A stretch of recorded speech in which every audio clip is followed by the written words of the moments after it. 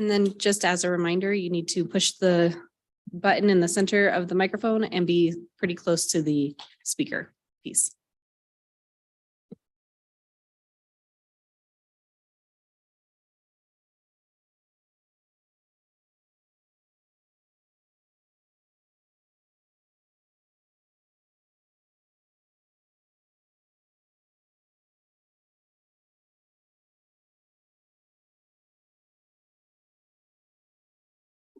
Okay. All right. I will call the meeting, the Housing Advisory Board meeting to order. It is 6:02. And the second item on our agenda are approval of minutes, but I don't think we received any, or we haven't had a meeting to get any. So we will move on. And we have, let's see, public comments on non-agenda items. I had asked Hannah to put some things about the people that were interested. Is this where I would have them? Yes. So Sort of speak and introduce themselves, as well as someone I know who's also here for a non-agenda item and she's not applying for the board. yes, this would be a great time. Let me grab them on mic. Okay.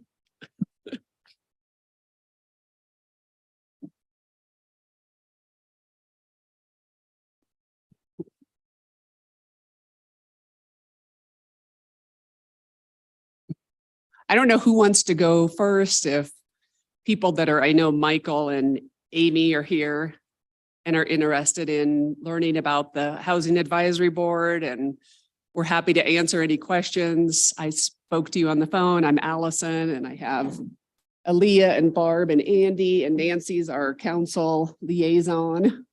And this is our planning team here. So please go ahead and tell us a little bit about you and why you're interested in joining our board. For sure. Yeah, my name's Michael Quintana. I was actually born up at the Air Force Academy. My dad was in the Army, moved all over. And then I joined the Army and ended up back at Fort Carson. So I've been here for about 7 years, in Manitou for about 2 years. My wife and I bought a house last year and are expecting our first child later this year. So very excited to be here in Manitou. Really want to ingrain ourselves in the community and help Manitou be the best that it can be. So I saw the opening and thought this would be a great place to volunteer my time. So, thanks. Excellent. Anybody have questions or feedback? Where do you live? No?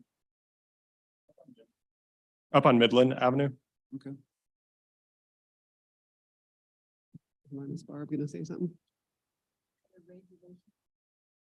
Ooh, no, it is not. He's My wife hasn't made me cut it yet. So good. Well, I don't. Oh, go ahead. Mike, oh, there, now it works. Hi, typically I don't speak during these meetings for things like this, but I'm curious as to what your interest is in housing, accessible housing and so on within Manitou Springs, and what your background is. I'll tell you, my background is not in housing, but I do have an interest in it. I think especially watching the housing market in Colorado Springs and Manitou over the past 7 years and kicking myself for not buying something when I first moved here. I see it as a rising issue. It's at front of mind for my wife and I when we were trying to decide where to live. Do we stay in Colorado Springs? Do we leave the state? It's something that I think is one of the most important things to our community to find solutions to. I'm a HR technology consultant.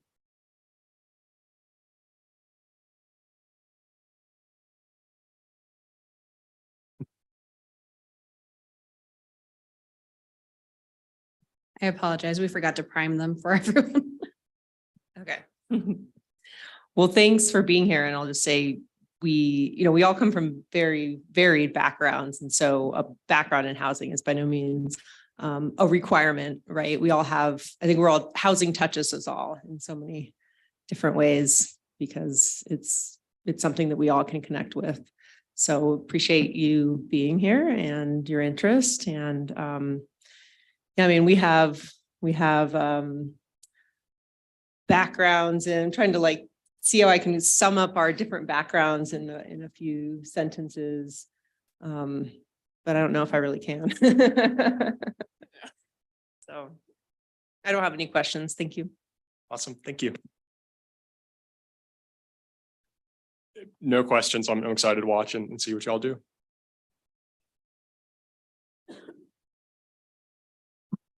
All right, Amy.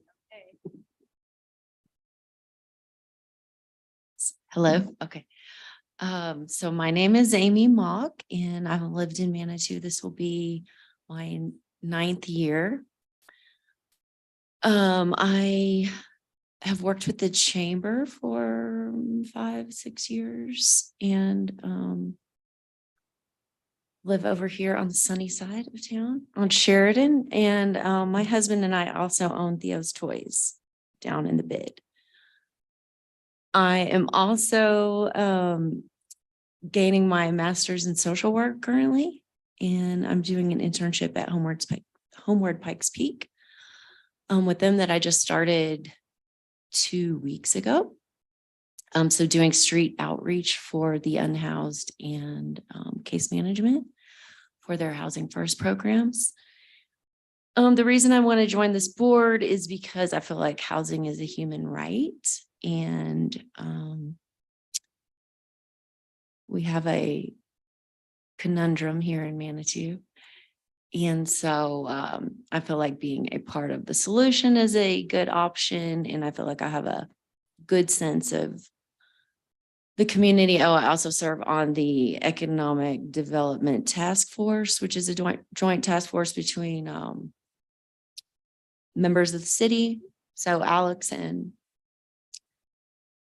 Megan. So event planning and communications, as well as members of the chamber, and Becca Sickbert, who is the Crane Alliance director. So we have been on that board for, before it was that board, it was another board with Natalie and Councilman Johnson, I'm sorry. So various boards like that. But right now my kind of focus is social work, and I have talked to Becca about some ideas as far as like artists in residency and some kind of outside of the box things that I think would be more acceptable to the constituents as far as, like I said, I feel like we have some challenges on this board with our residents. So I'm here to help.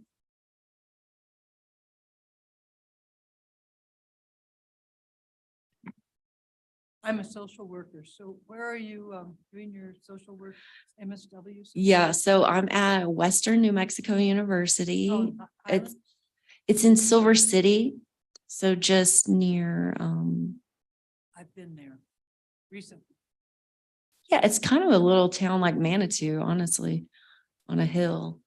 But yeah, going there. It's a long drive. Yeah, I'm on an online program. So it's been interesting because in the pandemic, you know, I've just been like going to school and in my little office. And so now it's my first venture out with the HPP, and yeah, so it's exciting.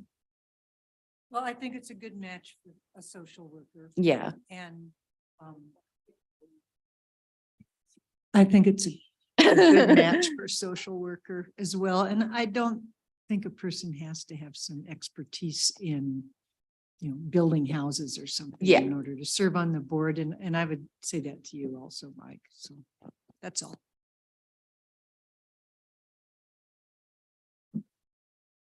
Any other question? No, Amy, I'm excited. I think when I talked to you, I had said Beth Ralsted Mhm. brings a plethora of information, and I wanted her to join our board, but she lives in Crystal Park, which actually isn't considered Manitou. Mm. So you can just Yeah. bring her insights on Well, and I just found affordability out, housing and I all just, the legislative stuff that she brings.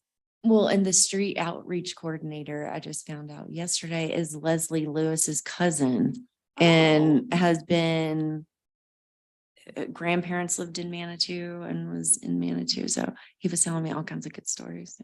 That's awesome.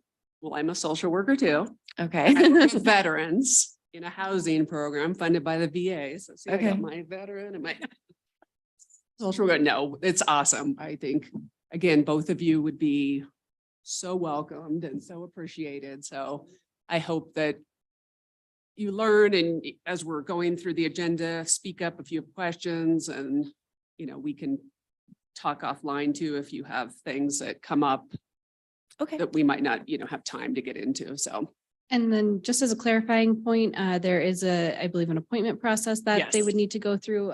So we can talk further about how to actually apply and get appointed and I things think like I that. did. yeah, they Okay. both applied. So I received their applications. And from what I understood is they come to a meeting, see if they like it. If they say, I want to join, then I let Miss Kreb. Is it Kreb? Who's the city clerk Oh, Donna? who would at the do that? office? Yes. Can't think of her last name. City clerk, thank you.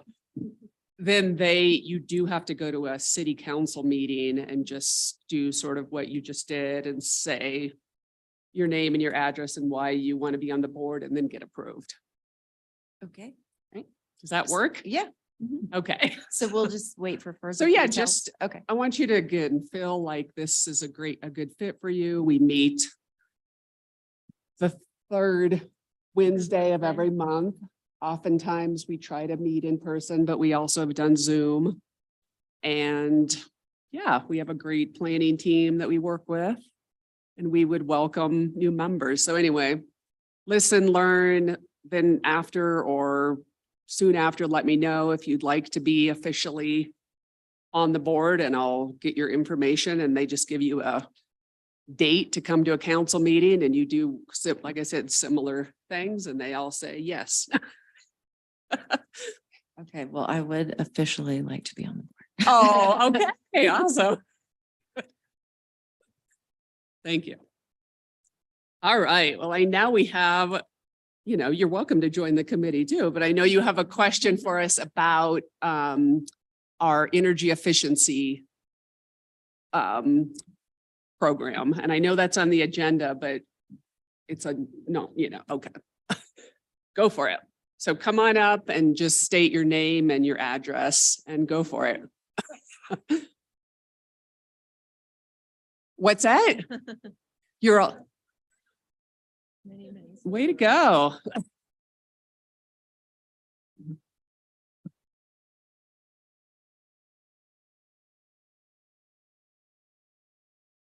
Oh, green, okay. My name is Betty Armstrong and I lived in Manitou a long time, long time now.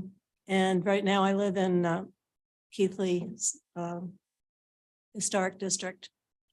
I have one of the old cabins, the one that they have sold. And if you go up there, it's one of the Betty, if grass. you could put the mic just a little Closer. closer, and it's a microphone, but it also is collecting it for the recording. Yeah. So that's why it's important to speak into it. Oh. Thanks. So I live in, yeah, that's better. My voice doesn't carry anyhow. Keithley Historic District, the one old cabin that they have sold. Anyhow, so I had the original boiler for heat. It's radiant floor heat, which attracted me to the cabin to begin with. And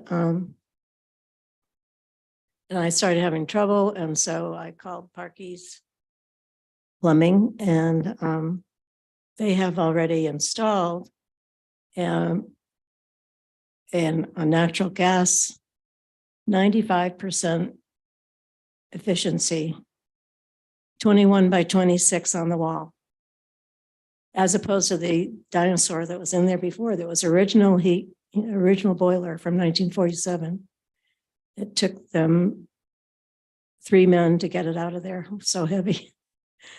But anyhow, so in talking with planning, it sounded like the only thing that rebates would be for heat pumps, and I can't believe that that's true at this point. 95% efficiency on this, even though it is natural gas. And then it heats the water for the hot water as well as the floor. So I feel like I went to something extremely efficient. And for it to be kind of poo-pooed, I really I brought all kinds of information.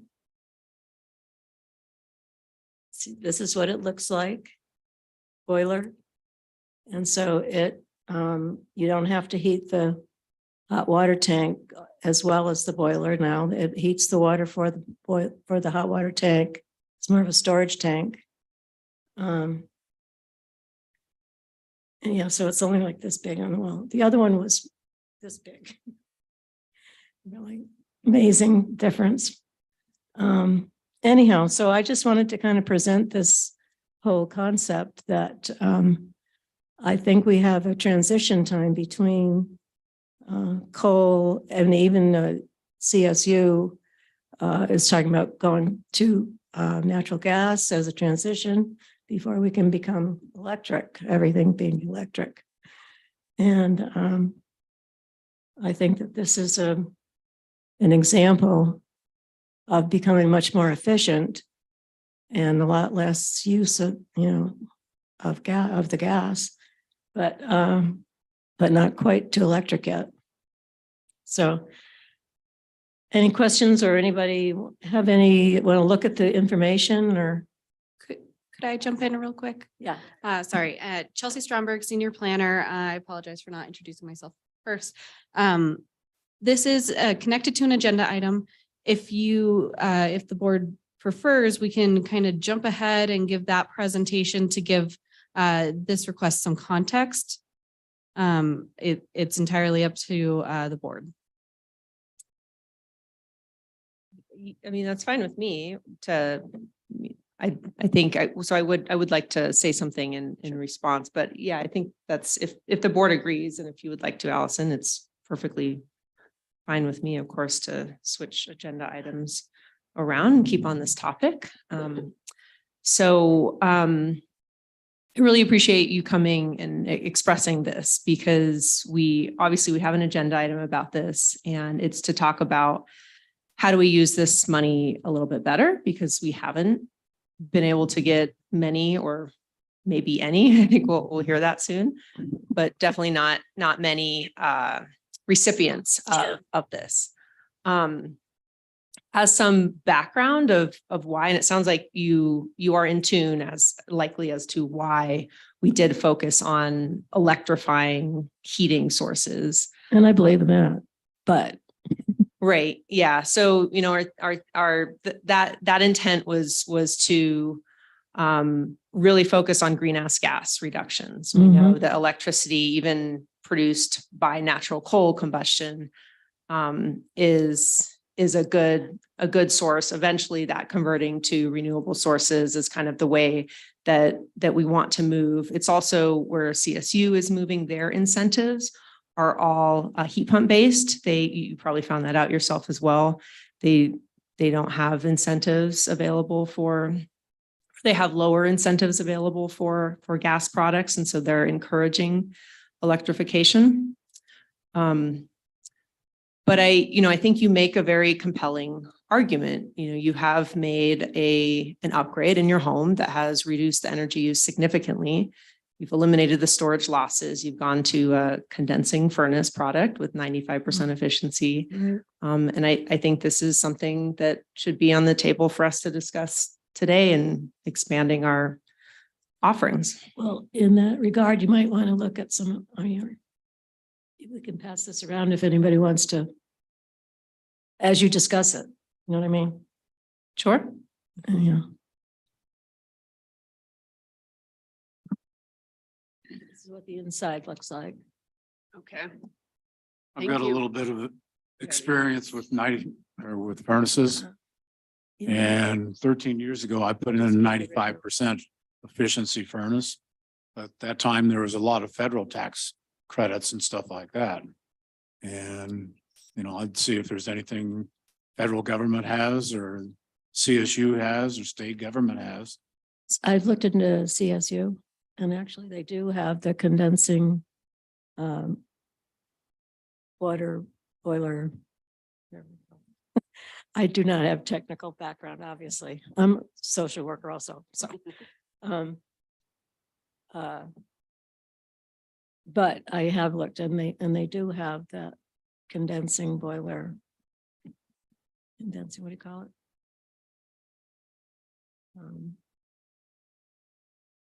So Betty, we Yeah. appreciate you bringing this Yeah, to our attention okay. because as Aaliyah said, we have this resource opportunity to support our residents and it's, you know, not being accessed by all and you wanted to access it and here we are. So you're available to stay as we're just going to adjust agenda items and hear a little bit about the updates, kind of what we've been doing with that. Yeah, That program. so I was hoping to do Manitou and CSU. Now, CSU, if you give them all the information they need and you can find the place that you need to be to do it.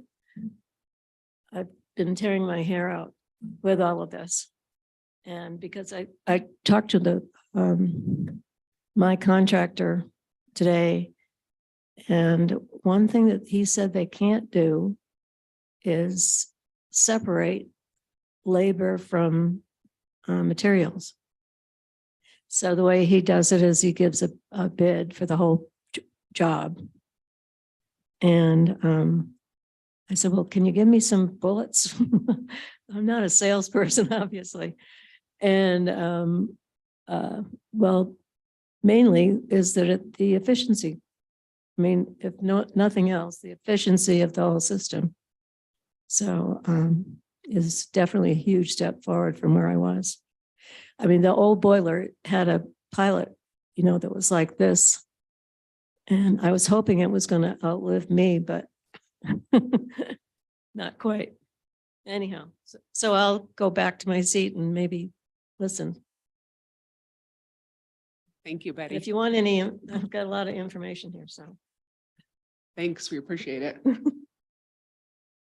It took them 1 day to dismantle what was in there and 3 days to put in the other. No, Okay. I hear you. Way to go. Keeping organized. Unlike me, as I'm flipping through things. All right, so we'll move. Do I have to make a motion for that or do we just move that agenda item? I think we could just move it. Okay. So we will move that and that is something that you all are reporting on, correct? Okay. Yes. Thank you. And for the record, I'm Kelsey Lane. I'm planning technician for the planning department. So I created a memo that was sent out with the packet for this meeting to give an update about how the energy efficiency program is doing, the successes it's had and how we can improve it. So since the launch of the program in July of 22, we've had 4 participants, and all of which have been toilet replacements for more energy efficient ones.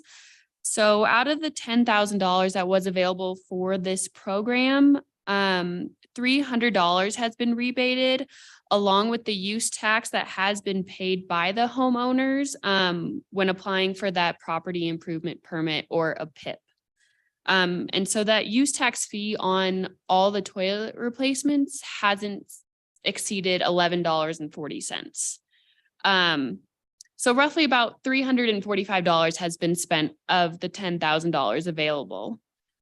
So tonight I did have 3 applications that I kind of wanted to discuss with the Housing Advisory Board and get their feedback and see if they wanted to approve of these certain applications or decide if they did not meet the requirements of the program. So the first one actually was 14 Keithley Road. It was Miss Armstrong's. So she installed this new boiler back in October of 22. Like she stated, it was natural gas. It was not electric. She showed me old pictures of what was in there before. And I did not know what it was. And so quite frankly, I do think this is a significant upgrade. She paid over $15,000 for this replacement. The rebate would be $200. And so along with this one and two others, I wanted, feedback from the board about this in these particular applications. Can the other two scenarios, can you speak to them a little bit as well? Sure. So another one we had was at 5 Mini HaHa Avenue. The reason why this one needed review was because it backdated the program eligibility. It was installed in November of 21, and we set it back to all items being installed at least January 1st of 22. So this is why this one wanted to be reviewed. It is a eligible product, excuse me. This one was about an $8,000 installment. It's a heating system, high efficiency, 2-stage bronze level, met all the requirements, but because it was installed before that January 1st of 22, that's why I wanted to bring it before you. And then the final one is at 114 Via San Miguel. It was installed in September of 22, and it was a $20,000 Rheem 50-gallon electric hot water heater. On the list of eligible products, there was about 5,000 products by Rheem.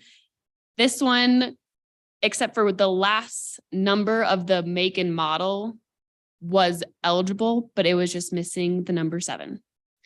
So yeah.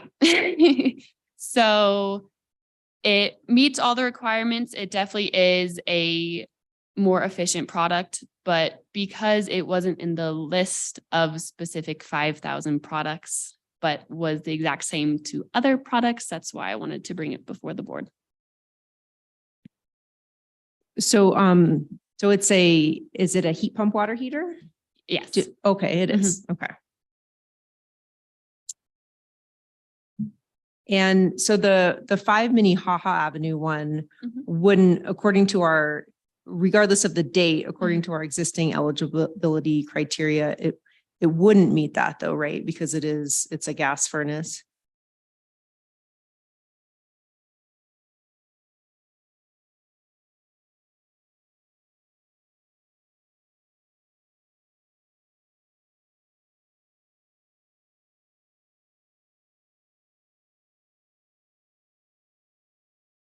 No, so this one is electric. The reason why it was brought before is because it was installed before that January 1st. I see. Okay. Okay.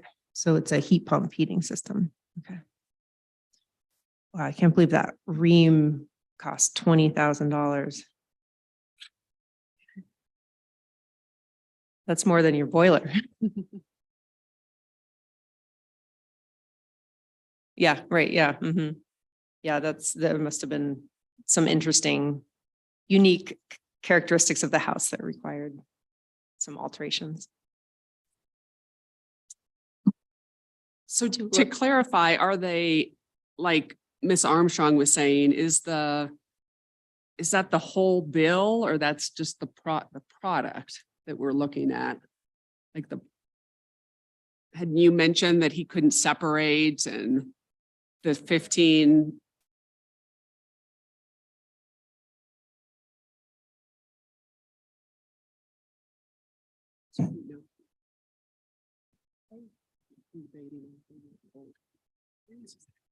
I had to replace a 50-gallon water heater, and I believe mine is a Rheem also. But because it was natural gas, even though it was more efficient and all of that, I didn't even think to apply. I didn't think it was going to be approved. I had bids from different places. Some people, because of how they do their business, they include the whole project, they won't separate it out. I used a local plumber from Manitou who did separate it out for me. So that really is up to you as a homeowner to determine who you want to work with and what system and, do all that due diligence, which has nothing to do whether it's an appropriate request. I'm just saying that's how that works. And So- I hadn't looked at it in a while, but Aaliyah reminded it's not based on that amount anyway. It's just a flat rebate. So Oh, then doesn't that was matter. helpful. Yeah. I guess to me, the question would, in Betty Armstrong's situation is, are we looking at improvement or are we looking at hitting a certain bar? And I mean, I personally think improvement is a really good step when you're talking something from 1947, but it's not something we've addressed before. Yeah. And it's a more difficult criteria to set because then you're comparing what was there in the existing case and comparing that to the upgrade. And in some cases, it's really straightforward. In other cases, it's not. I mean, in your scenario, so right now we have $500 for a high efficiency heat pump and $200 for a high efficiency heat pump water heater. And so I think what we all can consider is, as part of each of those, do we also want to consider high efficiency gas, space heating, high efficiency gas, water heating? In your case, what you installed qualifies as high efficiency under most program criteria. And so I think that would satisfy if we set kind of a high efficiency equipment criteria above 90% or condensing or something like that. I think we can pretty straightforwardly do that. We need to maybe do a little bit of research to quantify what that threshold should be. But, I think that's maybe the question that we need to talk about is, obviously that's one, I think we're hearing a couple of different scenarios and one of them, and we need to talk through all of them, but one of them is, should we fold gas appliances in?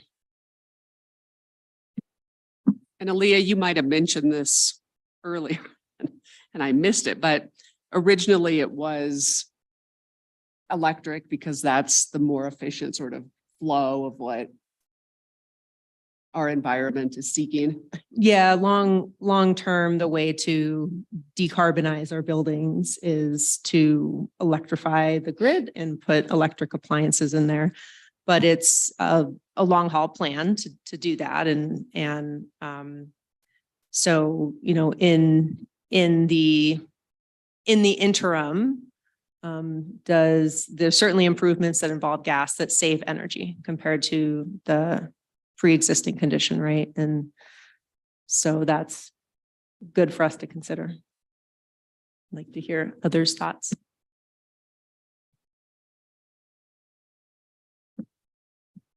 Well, given the electricity is produced from natural gas and also coal, I don't have a problem with an in-between step myself, as long as it meets a certain efficiency requirement.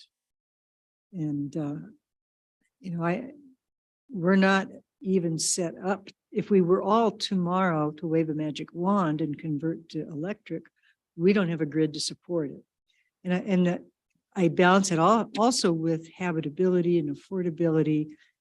And I think that to expect something that is kind of a huge reach, you really have to be dedicated to the idea of electricity for electricity's sake and not in regard to your own budget to put in some of these programs. So it's good to give them a rebate for that, but I don't have a problem with looking at it from an efficiency standpoint, regardless of the source of the heat or energy.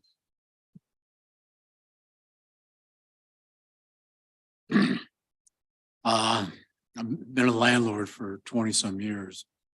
And I've heard that, like a gas dryer for clothes, that you could dry 2 loads of clothes with gas as opposed to 1 in electric. So I don't know if electric's more efficient or not. That's electric resistance versus heat pump technology. Yeah, electric resistance is not efficient in comparison. Although it still can result in, if you're supplying it from clean electricity, it will result in quite a bit of greenhouse gas emissions. Heat pumps are on the order of 3 times as efficient as a typical combustion appliance. So most electric dryers are electric resistance, although there are heat pump dryers out there now too. Thank you. So it sounds like from the conversation that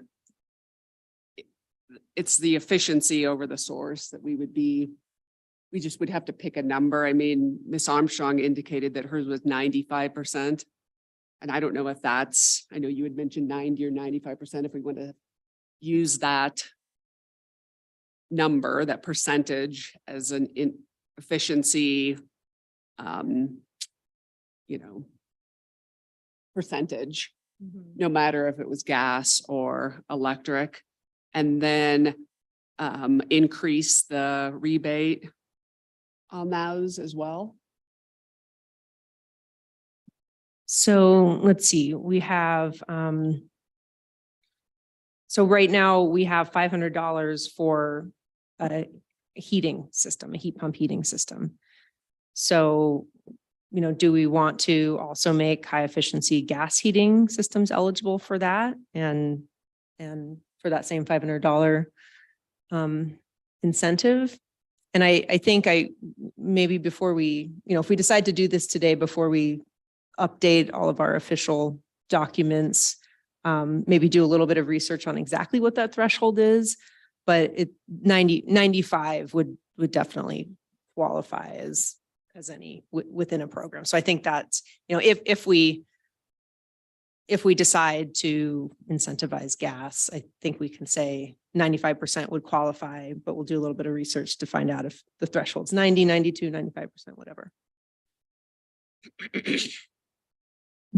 Yes.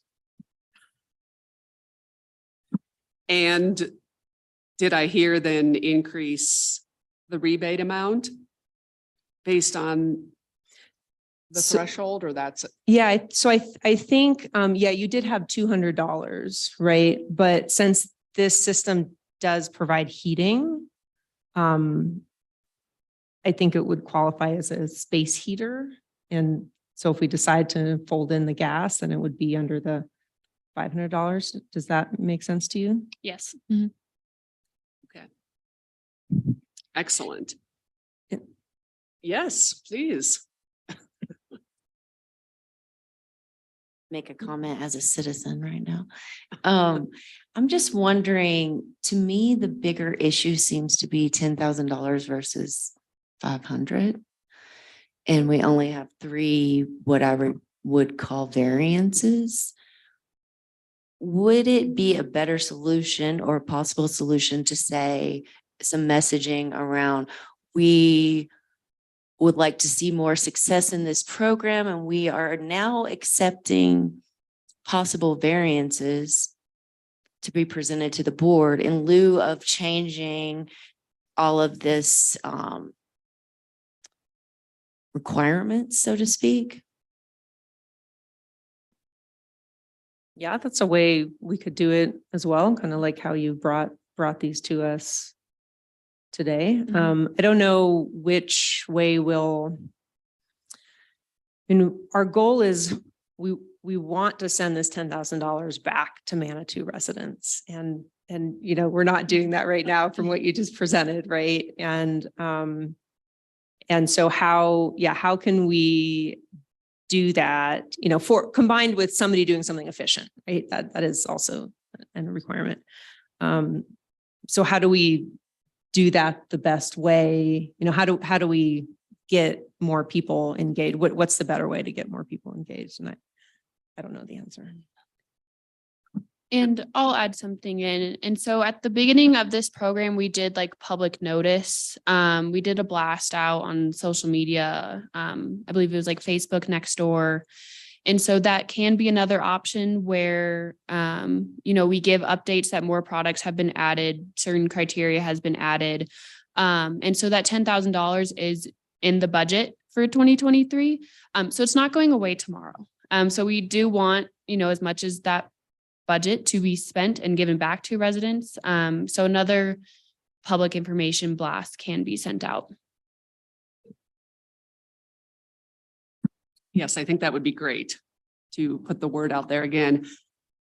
And then for the mini haha of 2021, I think that's just up for discussion if we want to expand. I mean, I feel like if we expand one, we expand all. So I don't know if that's, again, if it's just a sort of variance, like someone comes in and says, I did this and that, and I know it was pre, or if we just open up the window more. My opinion is keeping, maybe not opening up the window more, keeping this more as a variance because, who knows what the appropriate window is, but to offer them an incentive because, in the vein of getting the money out to residents, and if, somebody did, and they did the heat pump upgrade, there's not many people that have been able to do that. And so my sense is, let's give it to them. A quick word of caution against moving almost entirely to a variance-based system.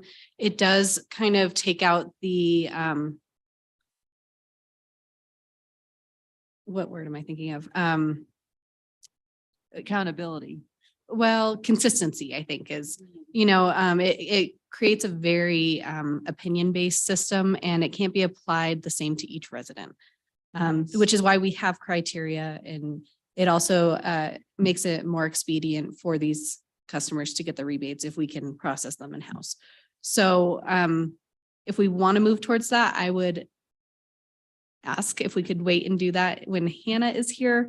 But not necessarily saying, don't make a decision on these items, just if we're moving to a greater variance-based system, let's have a bigger discussion around that. I would really not want to move to a variance-based system. I just think we'd be here all night. And so I don't mind having a variance option. I think that's probably a good thing. We'll have the oddball situations like you, Betty. But,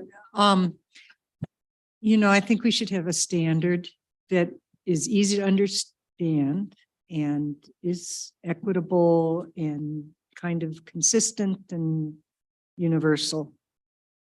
And I don't mind, I think we should research what efficiency is for a gas appliance. I don't know, maybe should be higher than the electric, I don't know, but I think we should do a little research in it, but I don't mind just adding on to what can qualify since we're not getting any money out.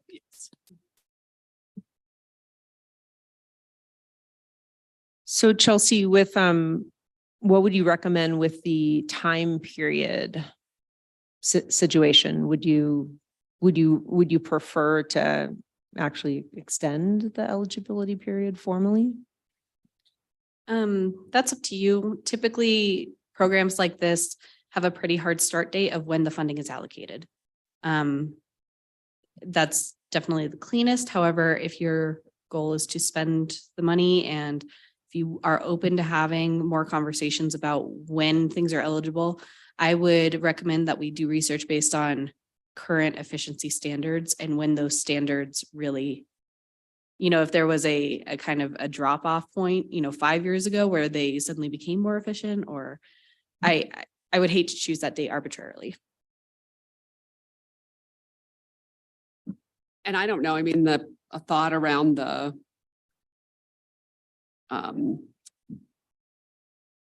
upgrade in the 2021, I don't know if, again, are we being fair? Like if other people would want to do it, I mean, would we maybe say we'll hold it, and if at the end we don't have any other applicants in that period, or, I mean, I don't know, I'm asking for everyone's opinion. If we are trying to be standard and consistent, would we want to open rebate for this person outside of our initial window. Well, we're talking 2 months. Was that correct? Yeah, November. So one option is to say, if in the last 2 months you put in something that meets our requirements, we will consider rebating you if you apply. Like if in the Whatever the time. 2-3 frame should be. months. Yeah, Add a buffer of say 2-3 months from when the program started. yeah. That way, we're not going back 5 years. Yeah, I agree. It is just right on the cusp. Yeah, and my only kind of, oh, I apologize. I don't know. If it's all right, I just have a question on use tax. So many of these require a permit and use tax, correct? So do you have any data on how many or, because if it's supposed to be an incentive program, how many people are putting in equipment that is not energy efficient and is it just I'm always into data-driven programs. So I'm betwixt and between on this. It just seems like, are we actually incentivizing people to put high energy stuff into their homes, or are we just giving money to people who know about the program? Well, all of these are, all the ones we're talking about are high efficiency. Right, but yeah, and I understand that. It's just, are we is the program supposed to be to incentivize high efficiency as opposed to just getting the cheapest thing that they can to put in their homes? So I think it's pretty clear that Betty is putting something high efficiency into her home, which is very good. But so are we getting to the people who really would put in more high efficiency if they knew about the program? Just a question. And I don't know if we could get any of that data from use tax, if they collect any of that kind of information or not. I think we have access to that. It just takes a little bit of manual digging. So we can absolutely look at that for our next meeting. But unfortunately, we don't have that tonight. I mean, I know just from my own water heater experience, the cheaper ones are not the efficient ones. That's my point. Yeah. Yeah. So we wouldn't want to incentivize the cheap, non-efficient. No, that's exactly what I'm saying is we want to incentivize people who would put in something cheaper because they don't have the money to put in something higher efficiency if they could get a little more money to do it. If that's the goal of the program, which is what I understood it to be. Yeah. Yes. Personally, I think it's a little carrot. It's not a big carrot in the scope of what you're paying for any of these major appliances. If truly the money is the issue, then you're not going to go for a $200 rebate because you're not going to spend several $1,000s more to get $200 back, generally speaking. But if you're in between and maybe you can afford to do it and it's better for the environment and you feel good about it, then the incentive would be positive. So it's not an incentive program then? I don't know. Maybe it's is it a thank you for doing a good thing? I'm not sure if it's I don't know, semantic wise, what the difference would be.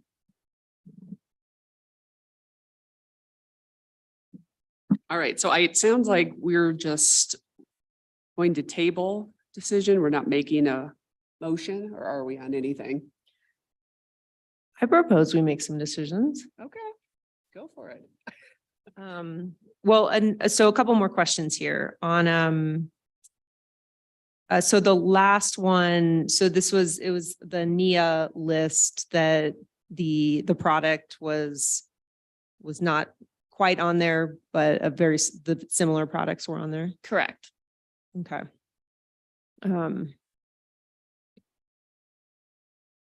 I wonder, And so there's different tiers in the NIA product list. I wonder if it could have been in a different tier. So it went alphabetically and then numerically. Mhm. And so I scrolled and did, control F to find certain Mhm. ones. Sure. And it pulled up the product until the very last number. But it is an electric water heater. It was installed of September of 22. Mhm.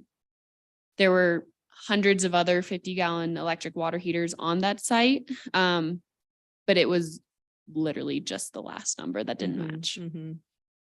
Usually that last number doesn't indicate anything about the efficiency. You know, it's like a product option or something. And so my sense is that it's, it may just be not on, because is it the CSU list that you're referencing?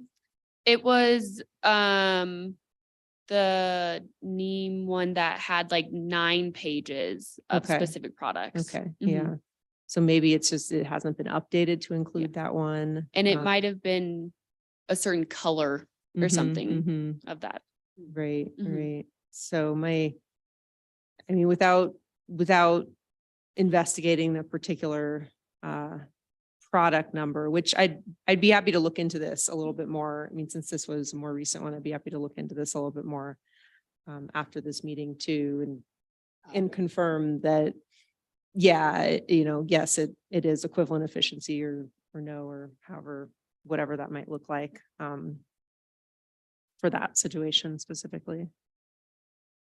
And then, so you have some comments about the use tax and how, maybe some thoughts on how we could deal with that versus rebates. Yes, so I didn't know if you guys wanted to discuss these 3 first and then go into that, or have me talk about the use tax first and then come back to make a decision. I'd say let's hear about the use tax first, Okay. because that might impact rebate amounts. Okay. So our use tax fee is 3.8% on the cost of materials, not including labor. So I use the last example, the 114 via San Miguel, as the example for this one. So 3.8% of roughly $19,500 is $745 that they would have to pay in use tax in order to get the property improvement permit, which then you would get your building permit from and everything else. So essentially they would be paying $745 out of pocket. And because there has been a low participation rate in this program, our finance department has been rebating the use tax fee. And so even if they got that $200 rebate or the $500 rebate, they would still be paying more in use tax. And so both amounts would be rebated to their water bill and it'd be a credit, but they could use that $745 elsewhere, to pay other bills, groceries, other home improvements, things of that sort. So we wanted to get your opinion moving forward about the use tax on these products. If we want to continue rebating their full amount. So for the Via San Miguel, they'd get about $945 worth of rebate. So that would come out of that $10,000 amount. Yeah, I think when we did propose to rebate the use tax fee. And if I recall correctly, we wanted to just waive it, but the guidance from finance was that wasn't quite possible and then it had to be rebated on the water bill. And you bring up a good point about, dollars in your pocket versus a rebate later. Maybe we could ask I'm sorry, I'm forgetting. Miss Armstrong, Betty, maybe we could ask you, because you're, potentially eligible for this incentive. Like what would, so if you were to receive a larger rebate on your water bill, that, you'd have, if you had to pay the use tax up front, but then, you get $600 rebate on your water bill or more, I guess, probably it'd be more. And but maybe you're not paying a water bill for a year. It takes you a year to recoup that. Could you step up and use the microphone?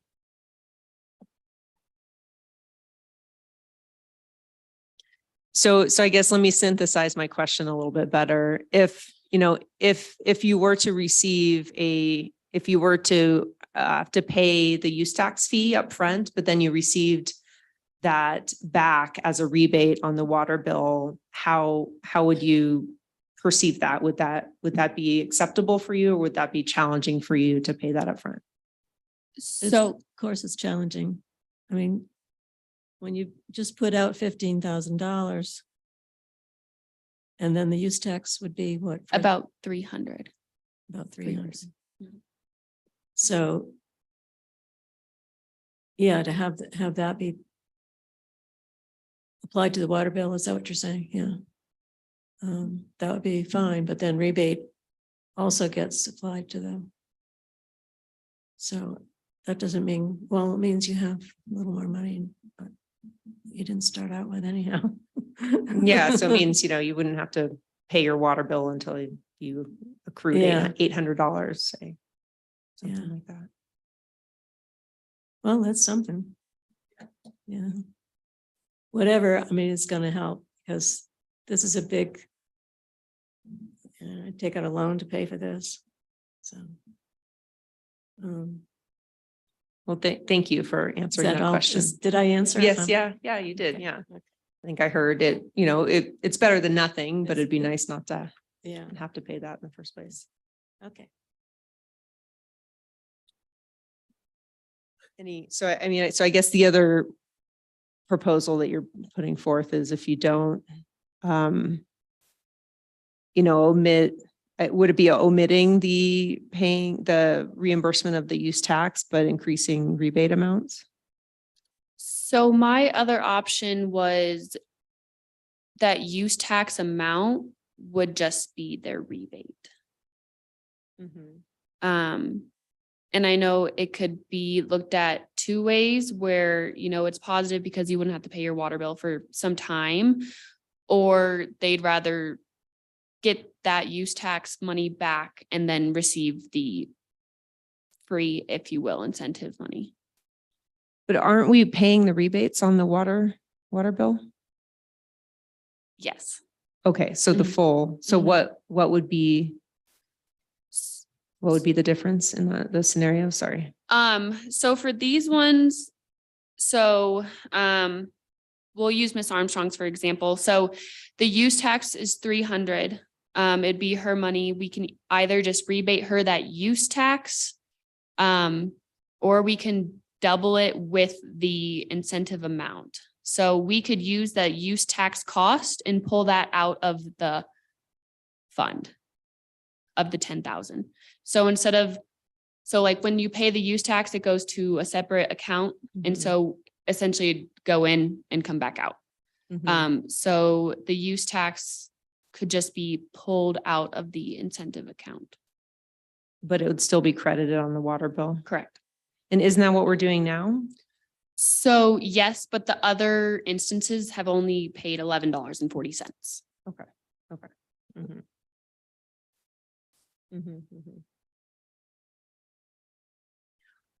Well, I think that's what we originally wanted to do. And that's, yeah. I think we decided to do it and just pay it via the water bill refund because we wanted to at least give that back, because our concern was that if these use tax fees were too high, that nobody would take the incentive. And so if we were saying, well, we'll pay your use tax fee plus this rebate, but our limitation was that it had to be a credit on the water bill.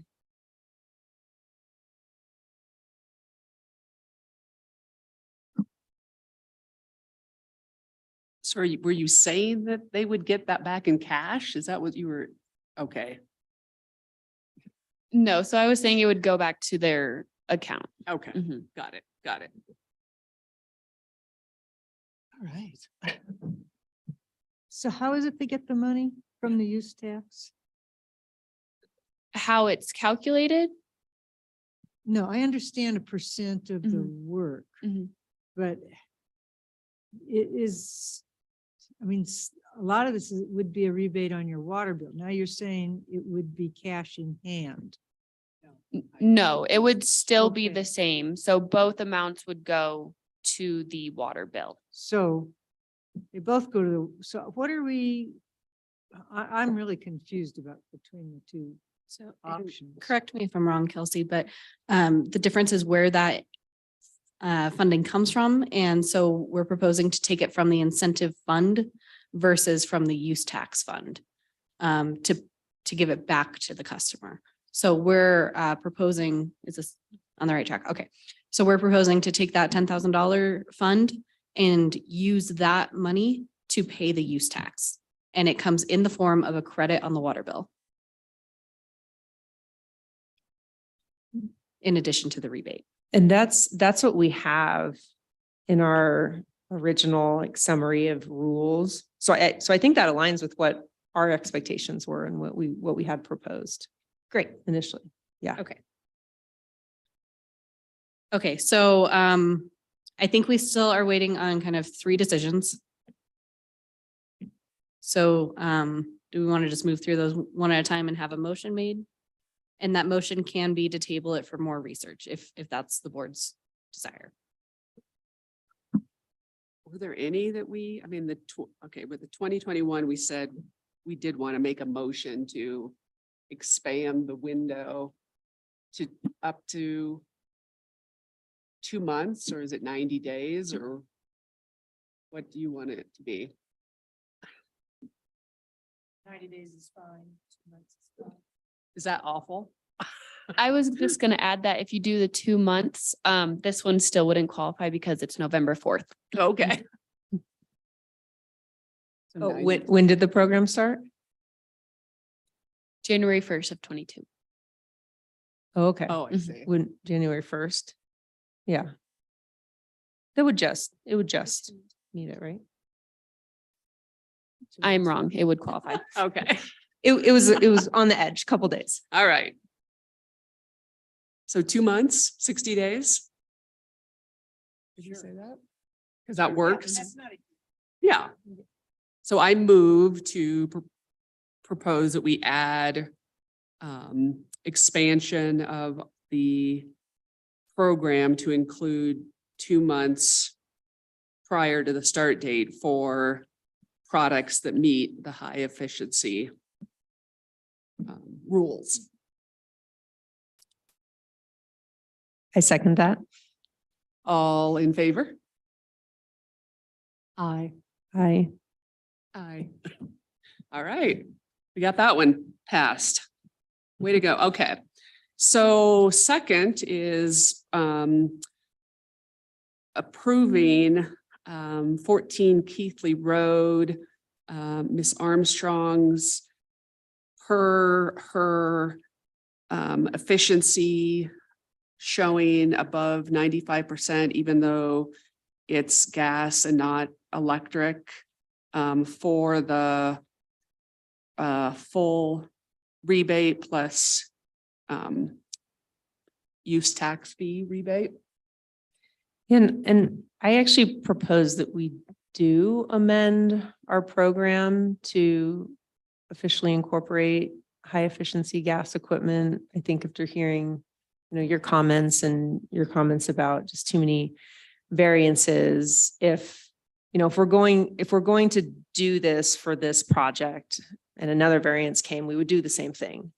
And so it makes sense for us to revise the program, I think. And so I propose that we maybe do a little more research on what that particular figure is, but for today, approve the Keithley Road. So I'm not sure exactly how that comes together in a motion. I think I got the gist. Okay. I second that. All in favor? Sorry, Aye. we do actually need clarification on the amount of the rebate. Oh, what are we? So Are we're moving it to 500, right? So yeah, I think, so I guess what I'm proposing is that as part of the $500 cold climate air source heat pump for space heating measure, we would incorporate high efficiency gas heating. So being a gas heating product, it would be eligible for the $500 incentive. Do we need still more research or? Yeah, to set the target, I would like to do a little more research, but I'm 100% positive that if, incorporating this, the target would be set at 95% or below. So I'm comfortable approving this application. 14 Keithley Road. Was that clear? Or do we need to restate anything? It was perfect. All right, so everyone's still good? You all approve that? Okay. We're very formal here. Right. Okay, excellent.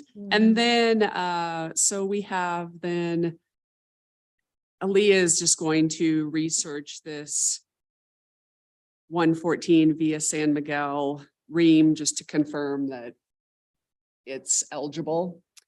Yeah, and could we say here that if we do determine that it reaches that it meets an equivalent efficiency after doing some research, that as a board, we're okay. Yep. Yeah, approving that, and it doesn't have to come back to us. Is that a Yes. reasonable thing? And I can send you the invoice so you have all the make, model, and Excellent, everything. thank of you. that. Mhm. Okay. So everyone approve that if it meets the qualifications? Yay or nay? Yay. Okay, awesome. Passed. And then you had two other things listed about expansion and some other opportunities. Did you want to go through those? Yes, so just real quick, we had a brief discussion and we were gonna propose the idea to further research more eligible products that are more efficient. Some of those ideas were, kitchen appliances, electric lawnmowers, potentially a specific number of the smart dimming light bulbs, everything of that sort. So we were going to do some research and send it back to you to see if, expanding the program would be something of your interest and everything. I think so. Yeah. We will do that then. One other related topic on this is that we had talked a little bit before, is a number of years ago, CSU provided us a whole bunch of like 40-watt equivalent LED bulbs, and they are in my garage, like 600 of them. And we've given them away at some HAB events, but to be honest, we kind of forgot about them. And so we talked a little bit about how, can we, there's the free shower head giveaway. Could we bring these to the city and have this be a free light bulb giveaway? Could we do something like that? I'm sure we can figure that out. Yeah. Would you like to tie it to the PIP process or kind of just anyone who comes in and asks for them?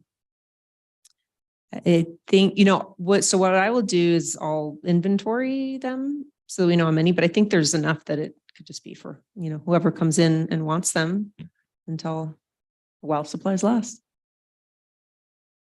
You could consider saying 10 per customer or 20 or. That sounds good. Mhm. Yes. Kind of like Right. Ace does with those paper bags. Yeah. Don't take all 600. Yeah, yeah. Yeah, I'm sure we could figure that out. Okay. So maybe should we coordinate on that? Yeah. Okay.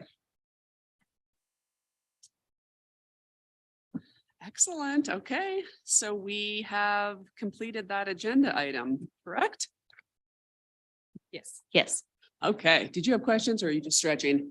We all need to raise our arms. Okay.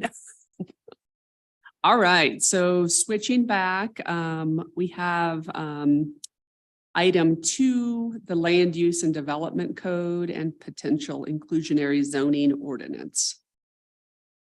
So I think really quickly, we just wanted to touch base on the budget for HAB. Oh, yes, the budget. Thank you. So the 2023 budget was approved by City Council with 18,000 allocated for HAB. And essentially how that boils down is that staff has set aside approximately 2,000 for 2 or 3 board members to attend the 2023 Housing Colorado Conference. And the remainder is available to continue the energy efficiency rebate program. So we do have that funding available. Yeah, that's great. Thank you. And we will be in touch with further information about the Housing Colorado Conference and what options are available for attending that, whether it's digital or in person, and when and where, and all those good details. Okay, thank you.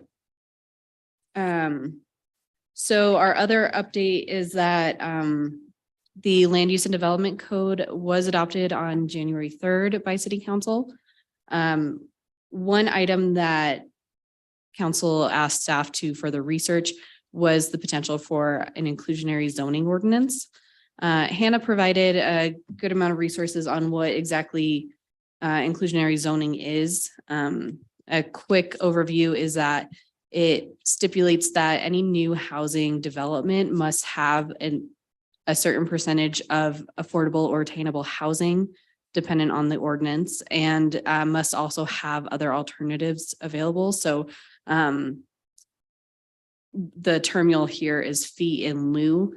And that means that essentially these developers can pay into a fund X amount of dollars to kind of circumvent that requirement. So we do legally have to have that requirement.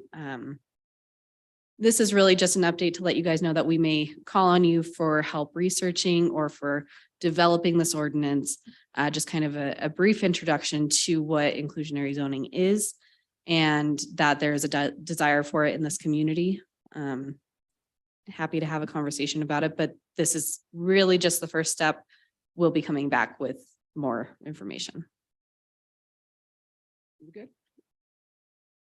If I could just say that currently the new code has its incentive based to have higher density or low income housing or accessible housing. So the direction to planning was to look at this inclusionary concept.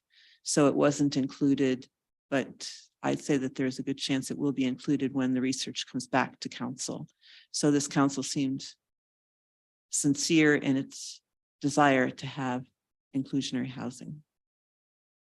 Excellent. Good. That's great. Thank you, Nancy. Yes. And yeah, and this was a topic that we've talked about for years. So I think it's Yes. great to see that it's on the agenda now. And what would be a couple questions, I guess, this would be triggered for multi-unit development? Or what would- Yes. Okay. And Yeah. So typically there's a threshold. Mhm. So for instance, 4 units and above, one of them must be low income. And there's all sorts of variables about what low income means, what accessible or affordable means. It also is kind of tricky because it involves stipulations on the lease and on the units themselves, deed restrictions, things like that. Typically cities partner with housing authorities to do all of that legwork because cities typically don't have the manpower to follow up on all of that annually. So it's a tricky thing to kind of develop, especially for a smaller community, which is, I believe, why it wasn't originally included in the Land Use and Development Code. Doesn't mean we can't do it. So yeah, that's. I will also tell you that whereas council asked for this to be researched and in all likelihood included, council also reduced the density in a couple of areas, which is the opposite of more housing. So Yeah. it was kind of Okay. a interesting dichotomy. Mhm. And what do you expect would be the timeline on this research and putting together a proposal? So without speaking for Hannah, I'm going to speak for Hannah.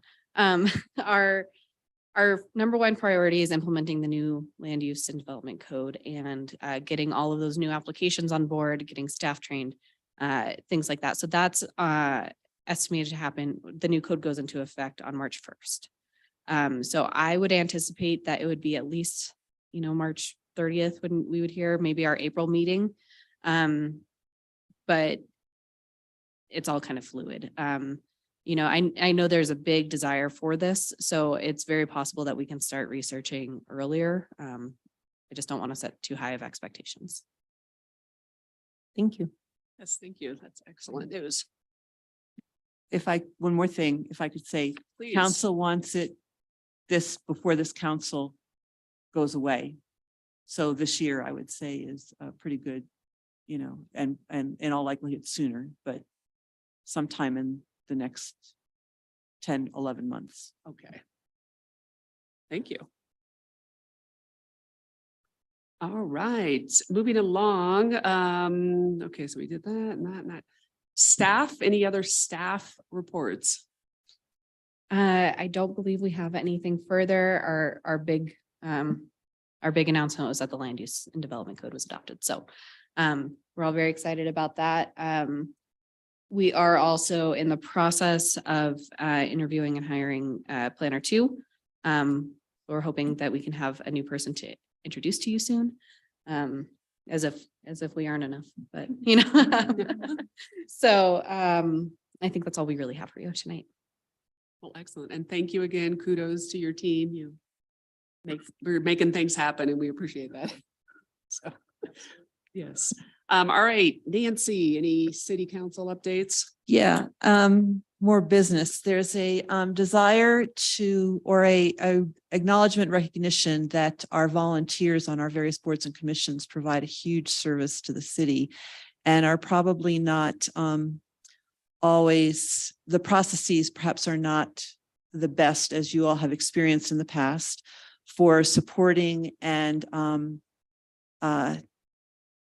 getting the most out and having the committees and boards satisfied and happy and having lots of people want to come and join them. And if you're not aware, technically all the boards and commissions work for council. And then there's interesting relationships and very positive relationships, I think, of late with staff and essential relationships that have not always been maximized in the past. Bottom line is, I will have to go back to council in March to give a update and a way forward on how to improve roles, relationships, results between council and the various boards and commissions. So I would like to come to your next meeting, hopefully next month, and with a series of questions, discussion questions with you, and perhaps Allie and Aaliyah. I just realized your names are so similar. Meet with you before that to kind of discuss a little bit more in depth about how we can appropriately put the value on the board and figure out how to improve what you already are doing. So thank you. Yeah. I have a question for you, Nancy. What were the areas of housing or density was decreased? It was in the high density residential, I think, was decreased. And I think I can't remember, basically URA corridor, that was left the same ultimately? Because it almost got reduced in the URA as well. And in my opinion, luckily it didn't. I would have upped the density across the board, but that was not council's desire. So high density residential was the one that it got reduced. And I can't remember to what now. It's still fairly high considering the size of the parcels. I think it was somewhere in the ballpark of 15 units per acre. And given that most of our parcels are much less than an acre, am I misremembering? No, I think you're right. And I just wanted to add, I think even in the multi-use, whatever it's called, the URA area, the committee had recommend higher density. The planning commission had reduced it, if memory serves me, and council went along with ultimately with planning commission's recommendation on it. And I I could think have that that was wrong. around 10 units per acre. Am Mhm. I, I can't remember now. we can verify that for you. Our new land use and development code is also available on the website if you're interested in checking that out. It makes for fascinating reading. Also great bedtime stories if you have folks that have trouble getting asleep. Yeah. All right, thank you. I don't know, board members, Andy, did you have something from previous months? Or, okay. Oh, okay, that's all right. We'll get you next time. Okay.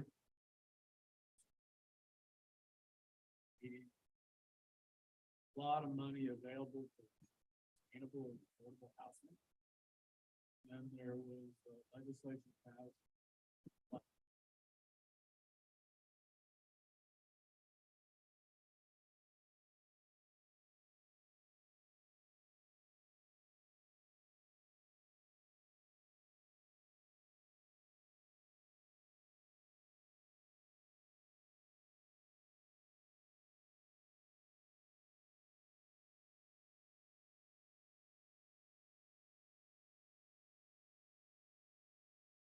Yeah, and thank you, Andy, for bringing it up. I should have as well, because Governor Polis, I believe, in his state of the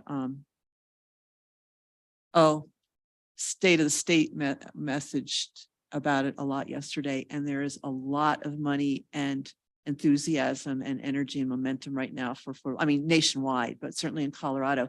So it's something that this board, when we talk, that's something we may want to discuss.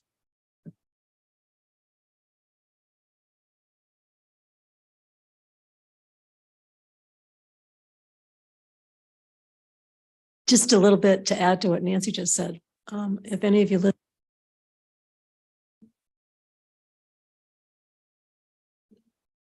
state of the state yesterday, Polis said everything depends on housing.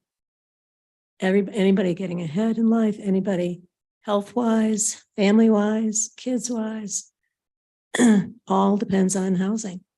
To hear that from our governor, yes.